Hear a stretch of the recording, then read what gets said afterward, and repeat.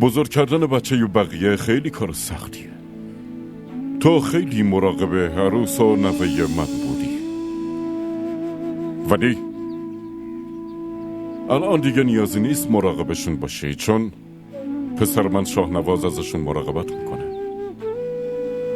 به نظرم باید یه بار نظر زویارم بپرسیم.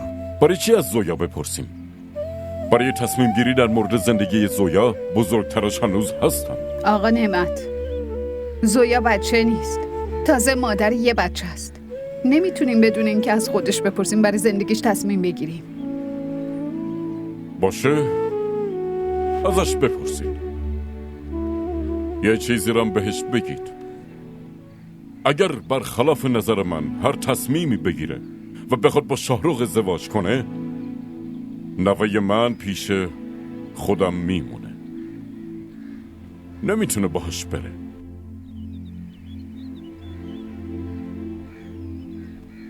بعدش هر تصمیمی دلش بخواد میتونه بگیره. ولی من اینو قبول ندارم.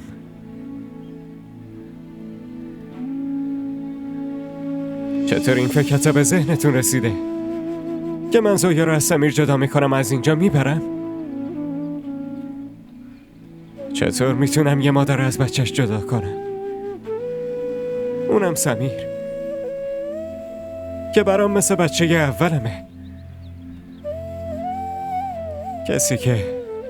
کسی که چشماشو تو بغل من باز کرد، کسی که صدای گریه هاش هنوزم اذیتم میکنه. نه آقا نعمت، من فقط زویا رو نمیخوام، من با زویا سمیر رو هم میخوام. زندگی من بدون هر دوشون ناقصه. باشه،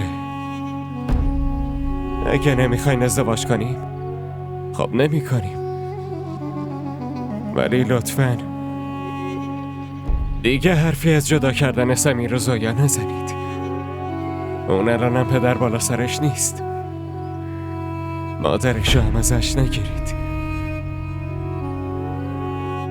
این آخرین خواهش من از شماست.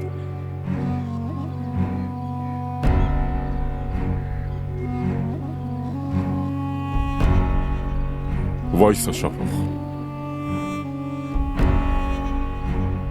اگه من اشتباهی کردم ازتون عذر میخوام.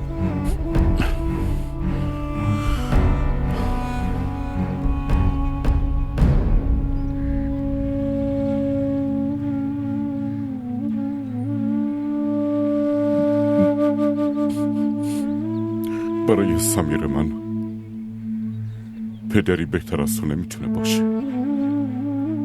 اونقدر که تو مراقبشی پسرم شاهنوازم نمیتونه باشه.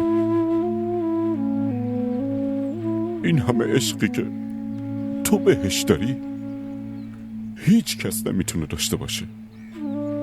من خیلی دیر تو رو شناختمت.